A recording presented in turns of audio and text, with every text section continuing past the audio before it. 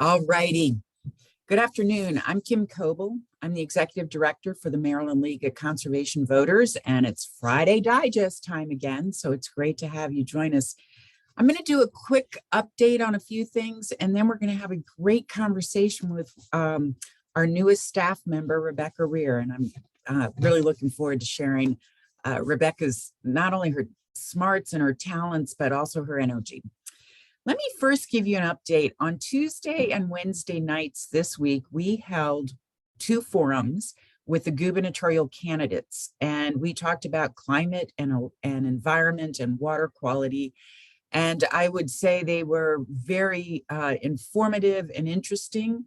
I will put in the chat a link. They were recorded and live streamed. We had hundreds and hundreds, if not 1,000 people join us between the two nights, either in person or in virtually. But I did want to quote Rona Cabell, who's the director of the Environmental Journalism Justice Initiative and was one of the panelists on the first night. When I asked who won, Rona Cabell, one of the panelists, said, honestly, the audience and the public. Substantive questions and generally good answers. So it's worth your time to watch these forums and become informed about what these candidates are saying and thinking on the environment and climate, and becoming educated voters. Want to give you that update. I also want to give you a quick update on the climate legislation package that's advancing through the General Assembly. We could probably spend a couple hours talking about the bills, but and we will go next week. We're going to talk about all the priority bills and the status. So we're going to do a check-in in more specificity next week. But this week, the Maryland General Assembly continues to churn through a package of climate bills, both in the House and the Senate. Of most importance is Senate Bill 528, and this is the Comprehensive Climate Solutions Now bill. We've talked about it in the past. We had Senator Pinsky, the lead sponsor, on. It was debated for about 6 hours on the Senate floor yesterday, and will be voted on. Final vote will be Monday night. The Senate has done a good job of advancing a really great bill. There's a lot that's in that bill. And we would like you to urge your senator to vote for that bill. And in the link, in the chat, we'll be sure that there's a link that gets you able to do so easily. I cannot stress the importance of this. Right now, the senators are getting a lot of information from the utilities. They are turning up the heat. The bill is going to cost too much. The bill is going to be too onerous on ratepayers. The bill is not doable. The bill is putting Maryland at an uncompetitive level. I mean, it goes on. And yesterday, Governor Hogan tweeted about how bad the bill is. And so your senators need to hear that it is really important that they vote for this bill. And you're not only, you care a lot about it, but also you are a voter. And there's an election this year. So please take those actions. So that's the updates. So now let me turn to the topic of the day, which is, we're going to capture it as environmental justice, but it's with a little bit of a different twist. I want to take a step back and then we'll take a couple steps forward. 2 years ago, Maryland League of Conservation Voters went through a very comprehensive, in-depth, kind of soul-searching process on our strategic plan. And we drafted a strategic plan that I'm extremely proud of. You can access that through our website. The gist of it is that the focus of this organization is on the nexus of climate and justice, believing truly that you can't improve the climate without addressing the injustices of climate, and you can't deal with injustices without improving the health of the climate. And so they're very intricately linked. So in order for us to meet the strategic plan and the goals that we set out, we believed we needed a director of climate policy and justice, and we advertised for that. Went through many, many interviews over a long time period. Admit to being frustrated with the process in the end, but in the end, we hired the best, and I could not, it was worth the wait to have Rebecca Rehr join us. And she's, as I said, has a lot of talent and smarts and experience, and she has a lot of heart. And I think this issue and this topic really needs both of those. So it's my pleasure to introduce Rebecca Rehr, our Maryland League of Conservation Voters Director of Climate Policy and Justice. Welcome, Rebecca. I think we've got, can we get her unmuted?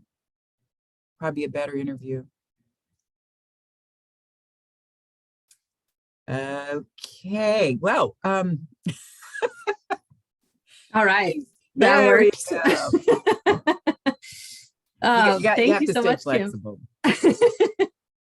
Rebecca, thanks for joining us today. And yeah, it's awesome. So rather than me going through reading a bio, what I'd like you to start with is just tell everybody a little bit about yourself and how you got here and what motivates you to do this work. Sure. Thank you, Kim. And thank you for that introduction. I don't know that any story I could tell could really match that introduction. So I really appreciate it.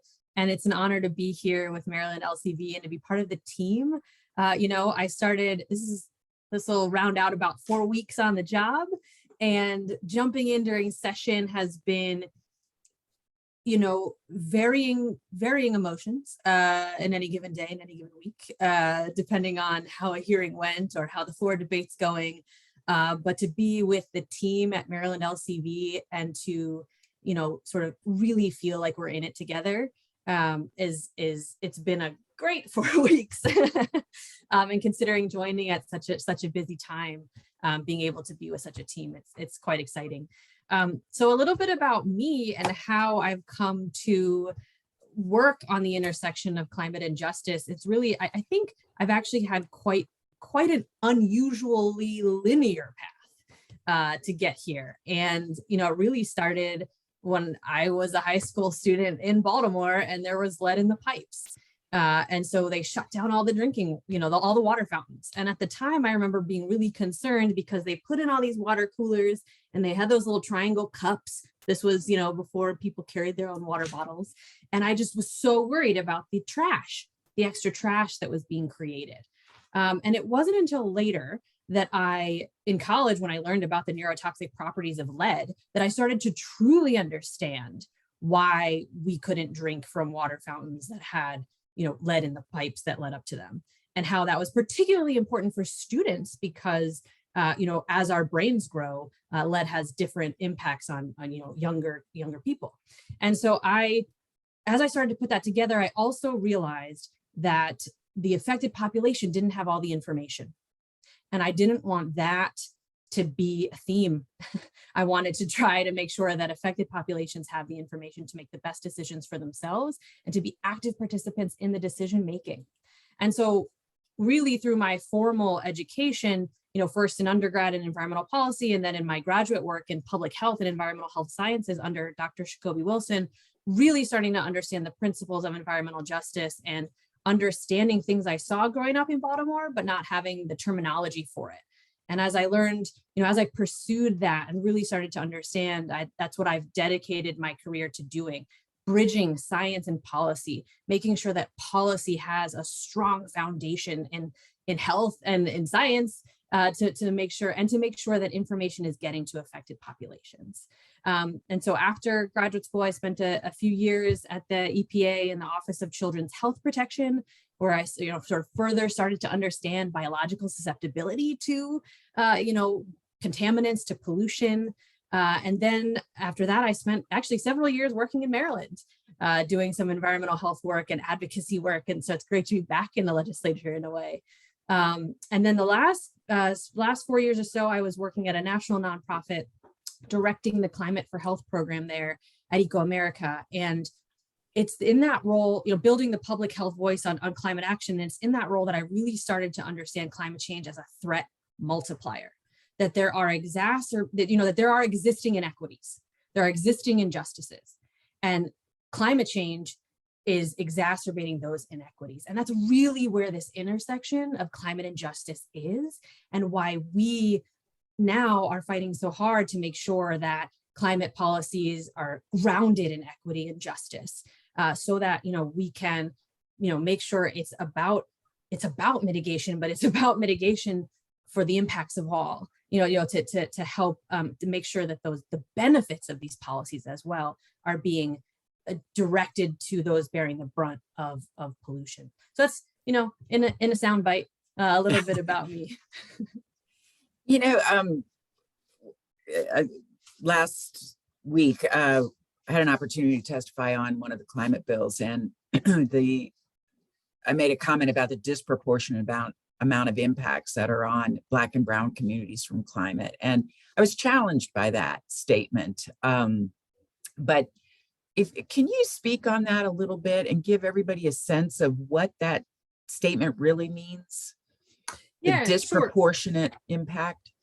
Yeah, and I think to do that, in this country, your zip code has a greater impact on your life expectancy than your genetic code.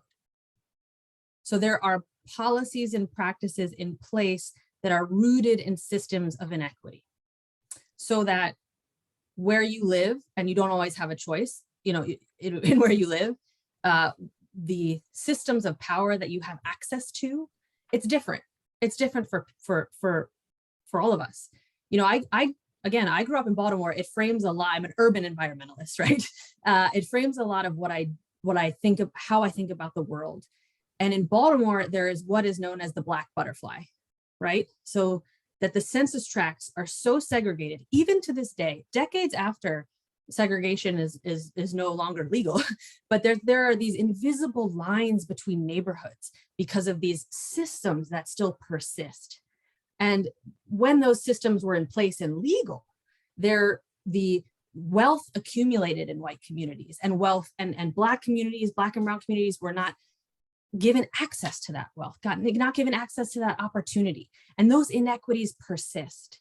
And so when we talk about climate change, which is going to impact all of us, it is going to have a disproportionate impact on people who have not had access to wealth, to power, to resources. And so that's what that means. It means digging into our history a little bit and understanding the systems that exist, so that when additional threats happen, we understand the playing field that we're on isn't equal. How do you stay optimistic? Well, I see my mom on, so I'm definitely going to say friends and family, right?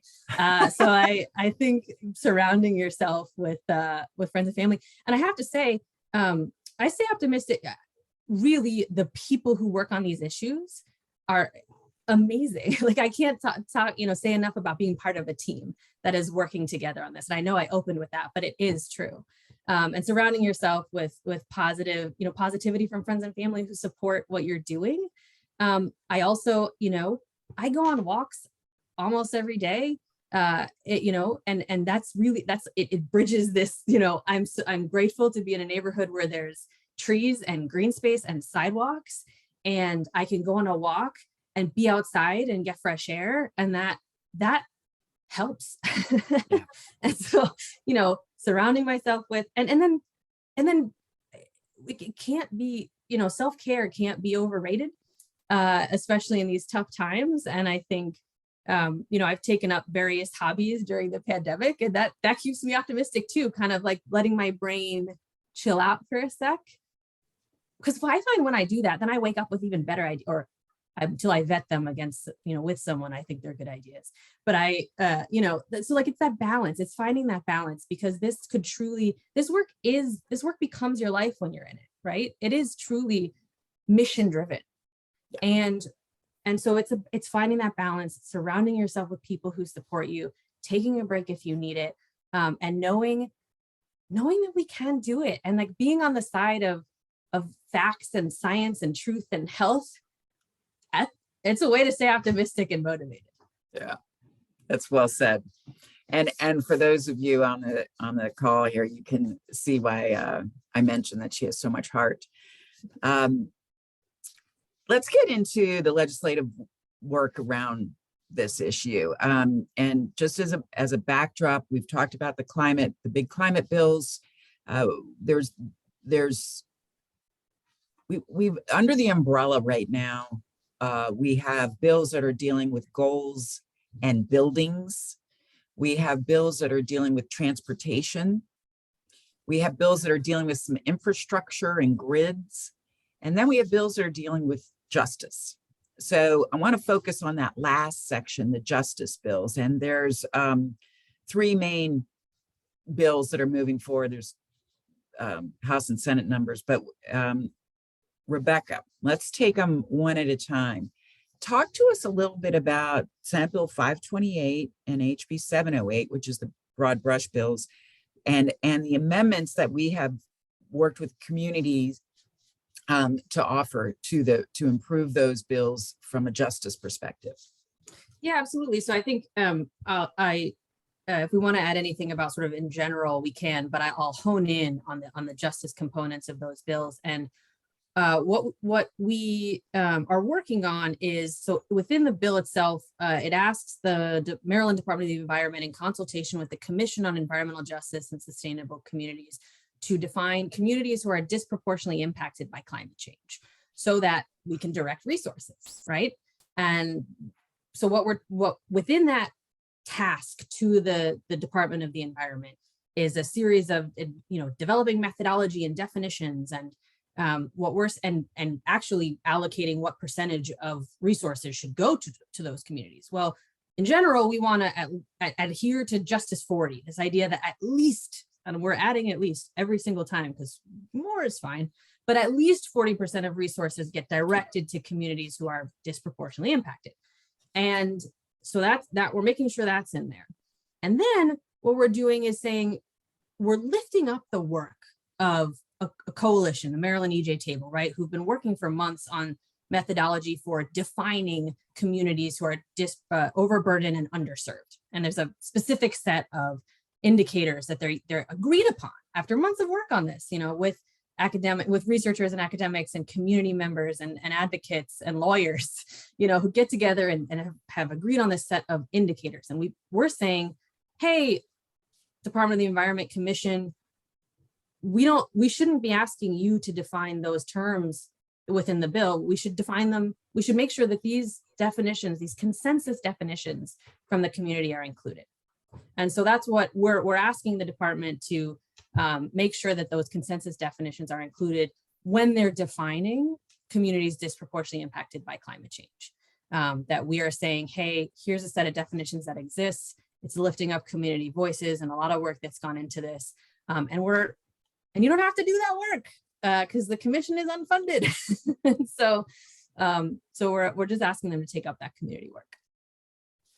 So the Senate Bill 528, HB 708 are the big parts are codifying these definitions that the community have developed, which is really significant and important. The next bill you touched on a little bit, HB 1033. So tell us a little bit about that. Sure, and that one has a hearing on Tuesday. That one, H Bill 1033 really brings home this principle of Justice 40, and allocates. So what we're saying is for communities who are overburdened, and what that means is there's a concentration of pollution, or there's excess adverse health outcomes. But for communities who are both overburdened and low income, we want to make sure that at least 40% of spending on programs related to environment and resiliency are dedicated to those communities. And so it's really about providing resources directly to communities to be more climate resilient. And consciously providing those resources, not Absolutely. As a second thought, right? The last bill, there's the House Bill HB 880 and Senate Bill 931, the labor and equity test, which I think is also a very interesting tool. So can you describe that for us? Yeah, and that one, the House bill had a hearing a couple of weeks ago, and the Senate bill hasn't been assigned to a committee yet. So I think in both cases, we're looking at how moving House bills.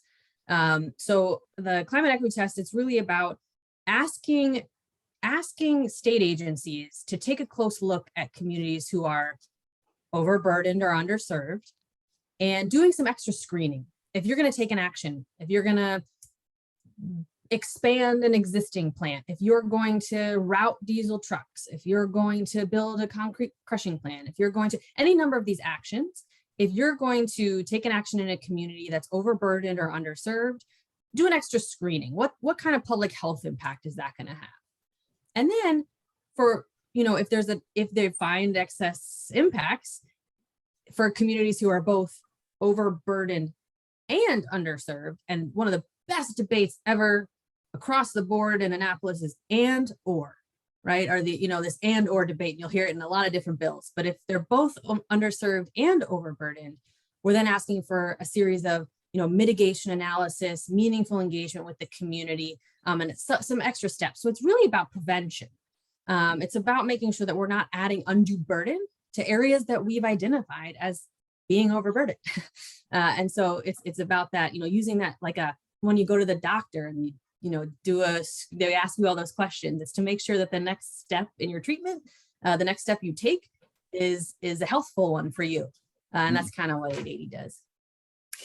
And then the last bill I want you to touch on, and just for everybody, please put questions in the chat. We'll get to them. But here's this last one. And a few weeks ago, we featured the electric school bus pilot bill. Showed the video of the rally and the school buses, and talked about kids and their exposure. So if we electrify school buses, you could argue that that's a great thing to reduce greenhouse gas emissions, and it's a climate-oriented bill. However, it's also easy to talk about this bill from a justice perspective. And so I want you to talk about this bill with that lens versus the just a strictly climate lens. Yeah, and I think I'm going to approach that in two ways. The first is the health of kids, right? That when we talk about, we know from decades of public health work that kids who are exposed to less pollution when they're growing up actually have greater lung capacity as adults. So when we remove pollution burden specifically for kids, we're actually giving them a greater opportunity to thrive throughout their lifetime. And when we give greater opportunity for people to thrive throughout their lifetime, we're building equity and justice.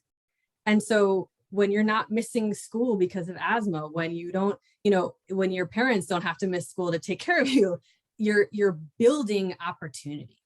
And I think that is really a way to think about it from a sort of life course perspective and a justice and equity perspective for kids growing up. And then when we talk about, communities that are overburdened by pollution, a lot of that comes from transportation. And so when we electrify school buses, and vehicles in general, we are reducing pollution burden in areas that are highly, congested because of traffic. And so we're having a greater, the benefit is felt greater in communities that are already burdened by air pollution from traffic congestion. If you live near a highway or a major roadway, if you live along a diesel truck route, that kind of thing. So again, it's that benefit. The benefit is most greatly felt in communities that have a lot of that air pollution already.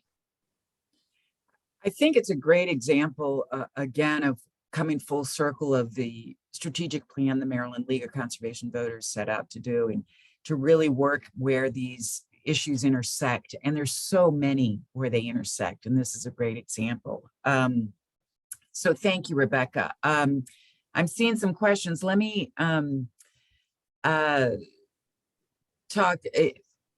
Somebody asks about the Maryland Environmental Health, mdehr.org.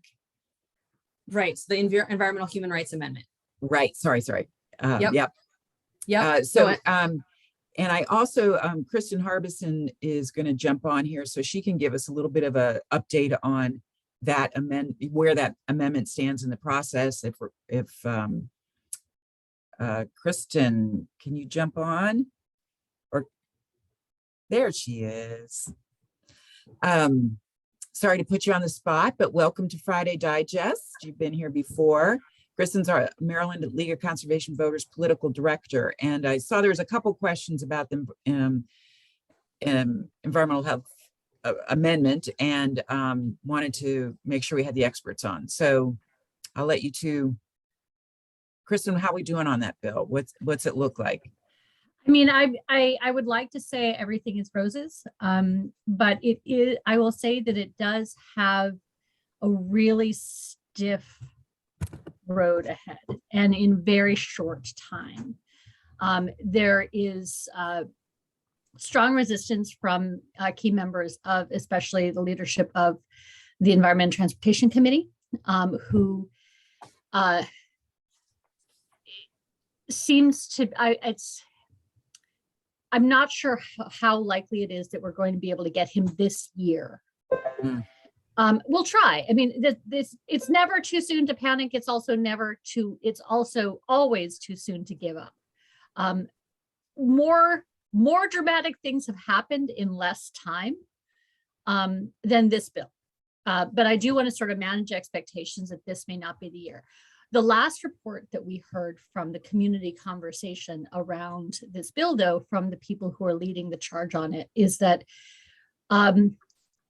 the amount of support from the community, both the environmental advocacy community and also just Marylanders across the state to lead into this is really powerful. Like, it's just been the broad cross section of support. So regardless of, and I think they are also wanting to sort of manage expectations and temper their possibilities for actually getting this on the ballot this year. But don't give up, keep working, keep charging it. If you happen to be in a committee, if you happen to be in a district that has a member on the key committees, which are the Environment and Transportation Committee in the House and the Education, Health, and Environmental Affairs Committee in the Senate, and also Judiciary, the Judicial Proceedings Committee in the Senate as well. Now is a time to reach out and pressure them and say, this is really important to you, because the thing is that they're leading is that this is incredibly important to really huge numbers of Marylanders. And we want this. We want this to be a choice that we have on the ballot. And all they have to do is to give us the choice. That's right. To say that this is that's the fun thing about that one, right? Is that it's really about the legislators giving the voters a choice. Yes. Which is an interesting way to look at it. And I think, when you talk about health and justice, having a fundamental right to clean air and water seems like a good idea. Let me, we're about out of time, but there's a process question I want to have Kristen answer in 20 seconds. And then, and there's some great stuff in the chat that everybody can read on the Environmental Human Rights Amendment. Kristen, are public outreach meetings mandated to host Zoom access even after COVID subsides? Do you know about what's required outside of COVID in terms of public access? Oh, we've gotten muted. All right, well, she's getting unmuted. Sorry, I did that to myself and then wasn't able to repair the damage by myself. So the question is about what is the public access? Yeah, public meetings that are held by the state, whether they be legislative or maybe even agencies, are they mandated to host Zoom access, right? Because we've seen a lot of good aspects to that, but are they mandated to hold Zoom after the COVID? They are, in terms of, so the way the state of, they're mandated to have video access. It doesn't have to be interactive. So it doesn't have to be Zoom access per se.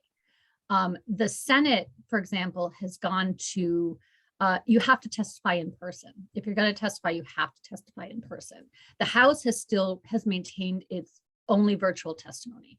So they're sort of limbering along in different ways and in different approaches. But increasingly, since even 2 years ago, one of the things that's happened with COVID is that there is greater transparency in terms of the meetings available to everybody, including subcommittees, which weren't before. So if there's a bill you're following, and I'm happy to help direct people to whatever they need, you can watch the subcommittee hearings and see who's saying what.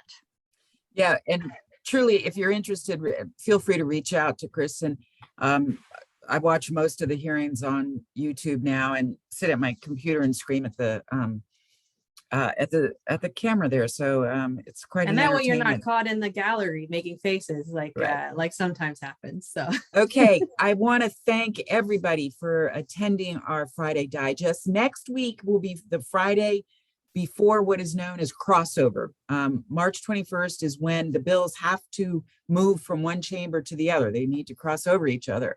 So it marks a real significant point in the legislative session. So we're going to do a check-in, how our top priority bills are doing, where we need your assistance, what you can do to help us, what you can do to help the bills. So that'll be next week. So look forward to having that.